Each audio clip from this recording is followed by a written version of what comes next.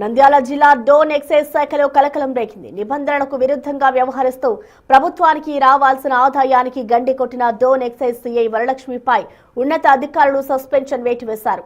Big TV వరుసగా అందించిన కథనాలతో స్పందించిన ఉన్నత అధికారులు విచారణ జరిపి ఈ నిర్ణయం తీసుకున్నారు.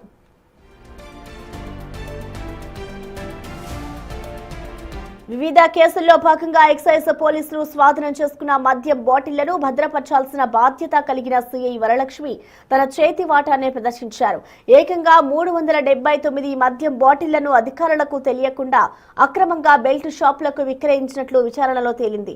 ఇటు స్వాధీనం చేసుకున్న స్టాక్ రిజిస్టర్లో వ్యత్యాసాలు ఉండడంతో అధికారులు లోతుగా దర్యాప్తు చేపట్టారు.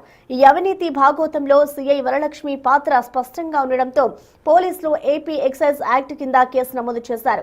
ఈ కేసులో A1 గా సోమనాథ్ అనే వ్యక్తిని చేర్చగా A2 గా ఎక్సైజ్ ఇన్స్పెక్టర్ వరలక్ష్మి నిందితురాలుగా పేర్కొన్నారు. ప్రభుత్వ ఆస్తులను దుర్వినియోగం చేస్తూ అక్రమ విక్రయాలకు పాల్పడినందుకు ఆమెను విధుల నుంచి తొలగిస్తూ ఉన్నతాధికారులు ఆదేశాలు జారీ చేశారు.